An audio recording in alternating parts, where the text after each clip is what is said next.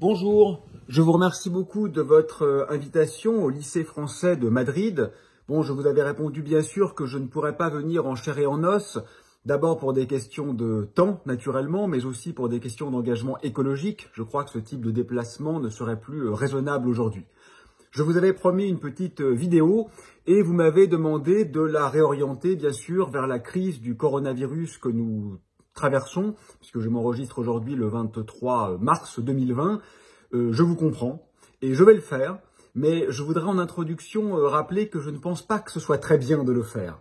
Je veux dire par là qu'il faut faire attention à ces réactions à chaud. Elles sont vraisemblablement légitimes quand il s'agit de sauver des vies. Voilà, quand on a une idée ou un moyen de faire face à une catastrophe, bien sûr tous les moyens sont bons. Ça je comprends, c'est l'urgence et il faut parfois se mobiliser hors de tout cadre intellectuel préexistant. Mais je ne suis pas moi-même, hélas, pourrait-on dire, médecin urgentiste, et donc je ne pense pas avoir d'idée géniale, puisque je ne suis pas non plus épidémiologiste, pour cerner la bonne manière de faire face à la crise. Et je trouve qu'il est un peu dangereux de voir ici et là les intellectuels s'empresser d'analyser la situation en quelque sorte pour être le premier à avoir vu juste. Vous voyez, pour estampiller comme ça une idée, ce fut la mienne, et pouvoir dans quelques mois ou quelques années proférer le fameux « je vous l'avais bien dit ». Alors c'est sûr qu'à tout essayer, on finit forcément par tomber juste, mais je trouve qu'en termes à la fois d'honnêteté, peut-être aussi d'humilité, et sans doute d'acuité intellectuelle, il est souvent préférable de jouer un peu du décalage ou du décadrage de ce que Jacques Derrida appelait la temporalité paradoxale, autrement dit, ne pas toujours s'engouffrer comme ça dans le chemin qui fait que c'est ce dont il faut parler. Après tout, rien ne nous y oblige, donc je m'y astreins pour répondre à votre demande, mais avec ces réserves, je crois que commenter au jour le jour une situation très complexe, ce n'est pas forcément ce qu'il y a de plus sage ni de plus utile. Et peut-être que c'est ça d'ailleurs finalement la véritable leçon, c'est la complexité. Bon, il y a quelques jours peut-être avez-vous lu une étude très sérieuse menée par un groupe de chercheurs de l'Imperial College qui montre au niveau du Royaume-Uni, mais c'est à peu près la même chose pour la France, ce que seraient les différents scénarios possibles. Donc il y aurait le scénario du laisser-faire. Bon, ils estiment qu'il y aurait environ 500 000 morts si aucune mesure n'était prise. Alors à moduler, hein, bien sûr, avec des incertitudes considérables, mais c'est un ordre de grandeur qui est issu d'études menées par de véritables spécialistes de la propagation des épidémies. Le deuxième scénario, c'est de mitiger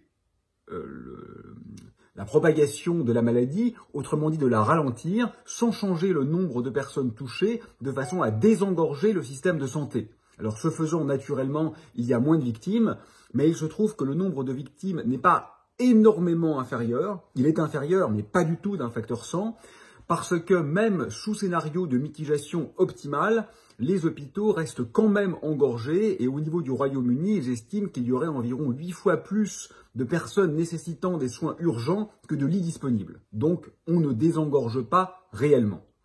Le troisième scénario, c'est le confinement radical. Le confinement radical va vraisemblablement permettre d'endiguer ou d'enrayer l'épidémie. Donc ça, évidemment, je dirais, et incontestablement, c'est ce qui va faire à court terme le moins de victimes. Mais le problème, c'est que là encore, il faut être subtil. Parce que si on fait ça, il est possible, voire probable, qu'un second pic de l'épidémie surgisse dans quelques mois et qu'elle fasse davantage encore de morts. C'est ce qui s'est passé avec l'épidémie de grippe espagnole à l'issue de la Première Guerre mondiale. Ce n'est pas la première vague, c'est la seconde vague qui, de loin, a fait le plus de victimes. Alors ça, c'est très compliqué parce que finalement, la question qui se pose, c'est celle de ce qu'on appelle l'immunité de groupe. Vous savez que si on appelle R0 le nombre de personnes contaminées par un malade, alors il y a un certain seuil de la population, de l'ordre de 1 moins 1 sur R0, qui, lorsqu'elle est contaminée, va permettre d'endiguer la propagation de la maladie, même si le pourcentage restant n'est pas contaminé. Donc c'est de l'ordre de 65% vraisemblablement avec le Covid-19. Et ce qui se passe, c'est que si là, on endigue très vite l'épidémie, donc c'est une bonne chose évidemment en termes de mortalité, qui sera très réduite par rapport au scénario précédent, mais le problème, c'est que la plupart des gens n'auront pas été au contact avec l'épidémie, donc n'auront pas été immunisés. Et donc, s'il y a un deuxième pic, si par exemple la maladie est saisonnière, mais ça on ne le sait pas très bien à l'heure actuelle, ça pourra engendrer énormément de victimes, sauf à reprendre immédiatement des mesures de confinement dans l'attente d'un vaccin. Mais un vaccin, c'est très long, ça peut prendre 18 mois, on n'est même pas tout à fait certain que ce soit possible. On ne sait pas très bien, par exemple, si le virus va muter ou pas. On ne sait même pas très bien s'il existe une immunité acquise forte, c'est-à-dire si oui ou non, il est possible de retomber malade une fois qu'on a été effectivement touché. Donc vous voyez que la situation est très complexe. Et puis bien sûr, il y a d'autres données. Quels sont les stocks de masques disponibles? Quels sont les stocks de tests disponibles? Parce que ça peut aussi bien sûr orienter une stratégie de santé publique. Les questions se posent d'ailleurs pourquoi on attend si peu, mais ça c'est pas le moment, je trouve, de les poser. Et puis il y a la question des traitements, parce que tout ce raisonnement-là est fait en l'absence de traitement. Alors là encore, je vous invite à être un peu intelligent, c'est-à-dire critique par rapport à cette effervescence incroyable qu'on voit en ce moment sur les réseaux sociaux à partir de certains traitements possibles et de certaines personnes défendant ces traitements possibles. Je crois qu'il est indispensable de s'extraire de notre fantasme de la starisation. Vous voyez, il faut vraiment qu'il y ait le professeur un tel, génie méconnu, ou d'ailleurs très bien connu, peu importe, qui propose la solution à laquelle personne n'avait pensé et qui sera notre sauveur. Mais ça ne se passe pas du tout comme ça, la science. C'est un non-sens absolu. C'est-à-dire qu'il y a toujours des opinions divergentes, il y a comme ça un grand nombre de pistes qui sont esquissées et éventuellement suivies collectivement en fonction de leur intérêt relatif. Et on parle beaucoup ces derniers jours, mais je suis sûr que dans quelques mois, quand on visionnera cette vidéo, bien évidemment, le verdict sera tombé et la question nous apparaîtra comme évidente, ou la réponse à la question nous apparaîtra comme évidente. Mais aujourd'hui, on parle beaucoup de la fameuse chloroquine. Alors, c'est très très étonnant ça, parce que c'est évidemment une piste prometteuse parmi d'autres. C'est un antipaludique qui est bien connu, hein, qui est ancien, qu'il était, à ma connaissance, et bien que n'étant pas du tout spécialiste, assez naturel de considérer comme un candidat thérapeutique dans ce genre de circonstances. Et effectivement, il a été utilisé. Et puis nous verrons bien, il y a des études publiées in vitro qui laissent entendre que les résultats sont plutôt positifs. Bon, c'est formidable, c'est prometteur. Il y a, semble-t-il, venant de Chine, quelques données qui semblent également positives, mais à ce jour, elles ne sont pas encore très correctement tabulées, mises en forme, et on ne sait pas très bien quelle est leur fiabilité. Non pas parce que les Chinois ont mal travaillé, hein, mais parce que ces données ne sont, pour des raisons que je ne connais pas directement disponibles. Et puis, il y a des études faites en France, et la question n'est pas du tout de savoir si on adhère ou pas au style ou à la longueur de cheveux du professeur qui les défend. Moi, j'ai aucun problème avec les hommes aux cheveux longs, hein. Non, il faut être un petit peu sérieux là quand même. Bon, il se trouve que l'étude faite en France est très difficile à utiliser parce qu'il y a beaucoup de problèmes de non-randomisation, de non-protocole en aveugle, de cas écartés pour des raisons qui paraissent arbitraires, d'absence d'un échantillon de tests suffisamment représentatifs, de faiblesse statistique, etc. Et donc, le fait est, scientifique, qu'on le veuille ou non, qu'il est presque impossible de conclure à partir de ce qui a été fait en France. Ce n'est pas un problème d'adhésion ou de rejet de la personnalité de celui qui a médiatisé cette étude. Faisons un peu de science là, soyons un peu raisonnables et rationnels. Donc il y a une piste intéressante parmi beaucoup d'autres, qui est la chloroquine. C'est très bien évidemment de la considérer avec sérieux. À ce stade, aujourd'hui, les études disponibles ne permettent pas de conclure. Ce n'est pas dogmatique, c'est scientifique. Donc il faut continuer la recherche. Si ça marche, c'est génial. Si ça marche pas, peut-être qu'on trouvera autre chose. Peut-être qu'on trouvera rien et qu'il faudra être encore plus rigoureux dans les stratégies de confinement que j'évoquais précédemment. Vous voyez que la véritable erreur finalement ici, ce n'est pas de se tromper d'interprétation, c'est de nier la complexité d'une situation. Voilà en tout cas ce qui est mon avis. L'autre point très important, c'est celui de l'exceptionnalité de cette situation. Alors, est-elle exceptionnelle? Oui, je crois que cette situation est exceptionnelle à plus d'un titre. C'est incontestable, on le voit, l'engorgement du système de santé européen, par exemple, qui est déjà à l'œuvre en Italie, qui va sans doute être à l'œuvre un peu partout bientôt, est quelque chose qui est sans précédent dans l'histoire récente. Donc évidemment, c'est exceptionnel. Il y a beaucoup d'autres facteurs qui confèrent à ce triste événement une singularité, en quelque sorte, un statut de singularité dans l'histoire contemporaine. C'est incontestable et ça appelle manifestement une réaction à la démesure de l'événement, c'est-à-dire gigantesque. La réaction dans laquelle aujourd'hui nous nous trouvons est-elle proportionnée ou non, c'est difficile de le dire. Moi, par exemple, je suis un peu étonné que les entreprises non essentielles continuent de fonctionner, alors que l'Italie, à ce jour, les a arrêtées, mais que la France continue de faire travailler, y compris parfois en voyageant en transport en commun, des gens, y compris dans des entreprises très secondaires à la vie du pays. Bon, c'est ce qui se passe et c'est l'état dans lequel nous nous trouvons du point de vue des décisions sanitaires. Mais je n'aimerais pas qu'on surjoue cette exceptionnalité. Moi, j'ai vu des images sur les réseaux sociaux, qui sont d'ailleurs souvent très asociaux, où on voit la Terre avec un petit panneau « Planet Earth is closed for a few months ». La Terre est fermée pour quelques mois. Ça, c'est un peu agaçant quand même. Parce que vous voyez, ça, c'est le tropisme de la pensée occidentale que de penser que les crises qu'elle traverse sont des métacrises qui nécessairement impliquent la totalité du monde. Bon, cette crise est très grave. Il ne faut pas la relativiser au sens la prendre à la légère. Ça serait, me semble-t-il, une faute. Mais il faut la relativiser effectivement au sens où on ne peut pas oublier que 2,5 millions de personnes meurent d'infections respiratoires chaque année. C'est gigantesque ce chiffre. Et ça ne fait pas la une du journal télévisé. Au sens où chaque année, 9 millions de personnes meurent de faim. Mais évidemment, ce sont dans des pays pauvres, donc on en parle moins ici. Au sens où chaque année, 9 millions de personnes dans le monde meurent de la pollution. Ce sont des chiffres absolument considérables. Au sens où vraisemblablement, le néocolonialisme engendre un très grand nombre de morts. Loin d'ici, là encore. Donc vous voyez, il faut quand même être un peu, décent. Il se passe quelque chose de grave. Ici, pour nous, on est préoccupés, c'est normal. Ce sont nos vies, celles de nos parents, de nos amis. Notre quotidien est chamboulé. Mes étudiants ne peuvent plus aller en cours, etc. Donc, on fait face à l'urgence. Bon, ça nous occupe, ça nous concerne. Mais il ne faut pas non plus que cette urgence nous donne l'impression d'une exceptionnalité universelle qu'elle n'a pas. Et il est maintenant, je trouve, de notre rigueur intellectuelle que de comprendre que le monde est innervé de crises dramatiques. Il y a quelques jours, des criquets qui dévastent, là encore, des pays pauvres en induisant vraisemblablement des épisodes de famine considérables dans, pourrait-on dire, la plus grande indifférence. Bon.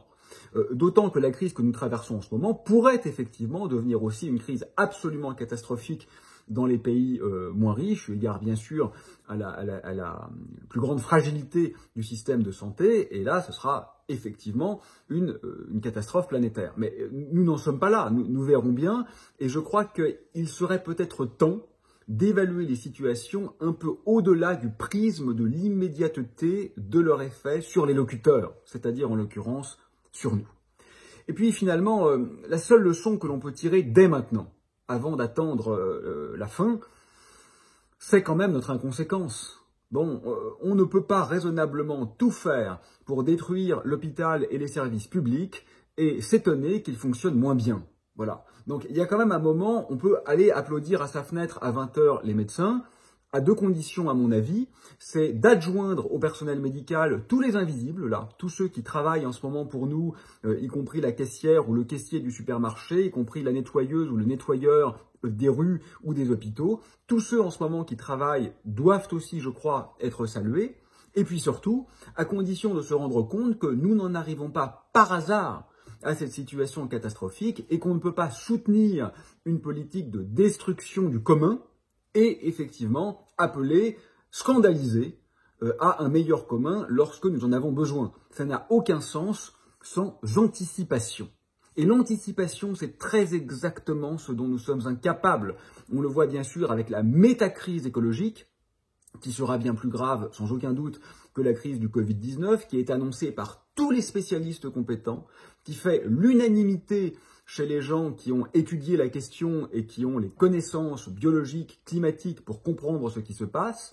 On parle de guerre, on parle de famine, famine généralisée. Je vous rappelle que la famine est déjà en recrudescence depuis plusieurs années, en ce moment, et nous n'anticipons pas. Donc j'espère que la crise que nous traversons actuellement nous donnera le courage intellectuel de voir un peu plus loin et puis de tirer les conséquences. Là, par exemple, pour cette pandémie en particulier, c'est impossible de trouver une cause très nette. Enfin, une cause, on peut remonter la chaîne biologique, mais la cause systémique ne sera jamais absolument claire pour une épidémie.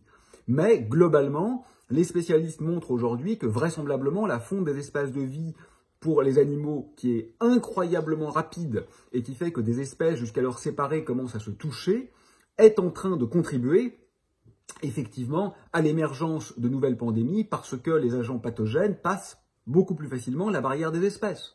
On est en train de comprendre qu'un grand nombre de ce type de phénomènes dramatiques pour la santé publique sont également liés à notre suralimentation carnée. Voilà.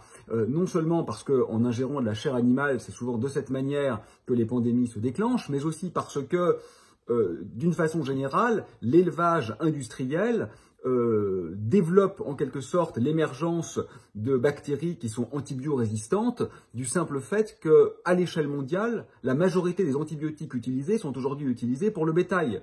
Bon, donc on voit bien qu'il y a quand même une sorte de monstruosité systémique et que s'il n'est pas interrogé maintenant, eh bien je dirais un peu cyniquement que tout cela n'aura servi à rien. Si on essaye de résoudre, de tirer les leçons de cette crise en faisant des gigantesques stocks de masques, c'est ridicule. Bon, bien sûr, il faut sans doute le faire, et on ne peut que se plaindre de l'absence assez étonnante, il faut le reconnaître, de masques, et surtout du discours très étonnant, qui fait que quand ils ne sont pas là, eh bien, on nous dit que ça ne sert à rien, et puis quand ils vont arriver, on nous dira que c'est obligatoire. Il y a une sorte de mensonge généralisé qui est un peu inquiétant. Voilà. Bon, ça, relire Hannah Arendt et l'analyse politique de la systématisation du mensonge, je crois que se joue ici quelque chose d'un peu grave en réalité et d'un peu sinistre. Bon, mais je veux dire que c'est pas comme ça qu'on résoudra ce type de crise. A posteriori, là il manquait des masques, donc on va acheter des masques. Mais la prochaine crise n'aura pas le même visage. Vous voyez, c'est un peu comme quand on voit qu'il y a des exactions terribles dans un abattoir, on ferme l'abattoir. Mais vous croyez sérieusement que dans l'abattoir d'à côté il se passe rien? C'est pas fermer cet abattoir qui résout le problème. Il y a globalement un problème systémique qui ne peut avoir de solution que systémique. Et ça, si on ne le comprend pas maintenant, je crois qu'on ne le comprendra jamais. Donc, je résumerai la situation en disant « il est temps d'être un peu sérieux ». Voilà. Le sérieux n'est pas du côté de ceux qui tentent de sauver à tout prix le monde tel qu'il est. Le monde tel qu'il est va péricliter. Que ce soit pour des raisons évidentes climatiques, nous sommes sur une trajectoire aujourd'hui à plus 5 degrés. On sait qu'au-delà de 3 degrés, c'est l'instabilité alimentaire généralisée.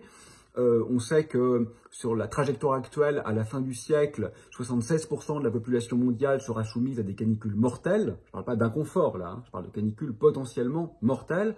Bon, donc ça peut être pour des raisons climatiques, ça peut être pour des raisons biologiques, parce que nous avons coupé le contact avec le reste du vivant qui nous était évidemment indispensable, ou ça peut être pour des raisons économiques. On a vraisemblablement passé le peak oil et sans pétrole, on se trouve très très mal. C'est une bonne nouvelle pour l'écologie, mais ça arrive beaucoup trop tard. Et en plus, d'un point de vue social, si ce n'est pas un désir que la décroissance de l'utilisation des ressources matérielles, mais si c'est imposé factuellement par un manque, alors bien sûr, ça donnera lieu à des situations absolument terribles du point de vue des rapports humains, des rapports sociaux et des conflits entre États. Ça, c'est absolument incontestable.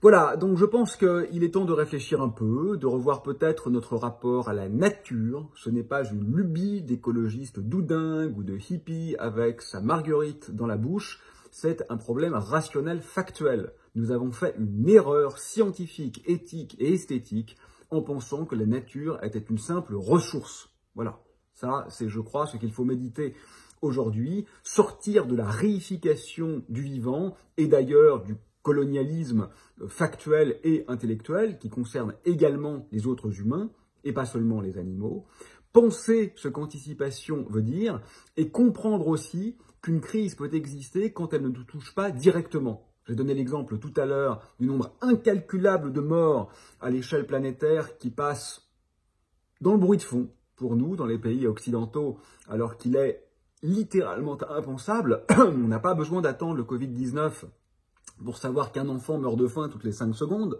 Donc ce sont des choses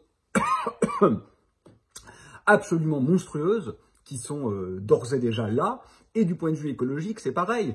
Certains disent « attention, attention, on va dans le mur ». Mais on est déjà dans le mur. On a déjà perdu 60% des espèces d'animaux sauvages en 40 ans. On a déjà perdu les 2/3 de la biomasse dans la branche du vivant qui comporte le plus d'individus et d'espèces. On a déjà perdu 60% des forêts depuis l'ère pré-agricultrice. Donc nous sommes déjà dans la catastrophe. Ce n'est plus à ce stade un problème d'anticipation, c'est un problème de constat. Voilà.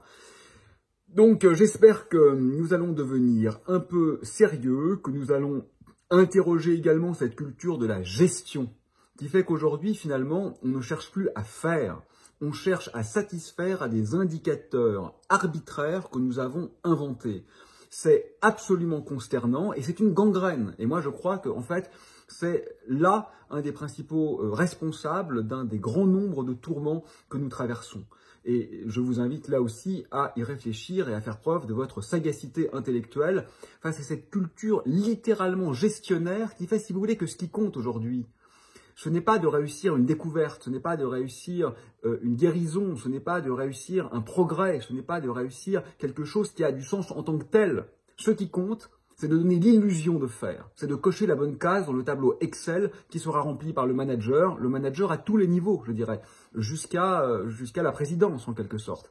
Et je trouve que nous sommes arrivés à un niveau d'aberration qui ôte le sens même de ce vers quoi nous pouvons désirer aller et de ce pourquoi nous agissons. Et le problème qui est consubstantiel à celui-là, si vous voulez, c'est le prisme unique qui est appliqué sur le réel. C'est croire qu'on peut tout déchiffrer du réel avec une grille de lecture simple, quelle qu'elle soit. Et ça ne marche jamais, c'est à la fois une offense au réel et une offense à la cause que vous tentez de servir en réduisant la complexité à cette atrophie. Voilà en tout cas ce que je crois. Et pensez que le but, ce n'est pas simplement de ne pas se faire prendre. Aujourd'hui, on a l'impression que finalement, le jeu dans lequel nous nous trouvons consiste à passer à travers les mailles du filet. On voit que quelqu'un, un homme ou une femme politique qui fait une déclaration hasardeuse dans une émission de télévision, de radio ou à la presse, hop, sa carrière est foutue parce qu'elle s'est fait prendre. Elle a dit le truc qu'il fallait pas dire. Alors qu'en réalité, personne n'est dupe. On sait très bien ce qui était su et ce qui n'était pas su. On sait très bien pourquoi nous en sommes là et on sait très bien, non pas du tout en un sens complotiste ou conspirationniste, hein, absolument pas. Simplement, d'un point de vue rationnel, factuel, il est tout à fait clair de suivre l'évolution politique et économique qui nous mène jusqu'à l'état du monde dans lequel nous nous trouvons aujourd'hui. Et donc, le but, c'est pas simplement d'essayer de prendre ou de ne pas prendre quelqu'un à partir d'un lapsus ou d'un mot comme ça qui a fusé dans une conférence de presse. Ce n'est pas sérieux, ça.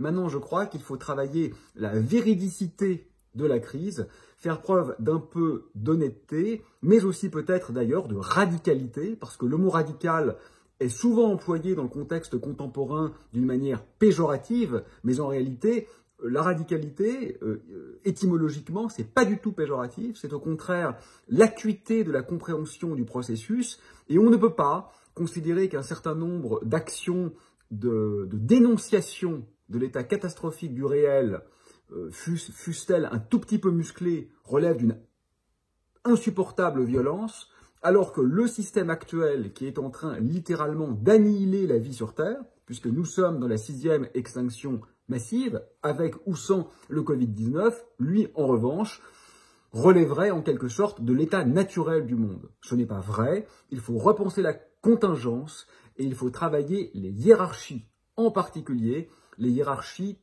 de la liberté, les hiérarchies de la violence, les hiérarchies de la radicalité. Et je pense qu'il s'agit ici simplement d'être sérieux pour un commun acceptable, vivable et sensé. Merci.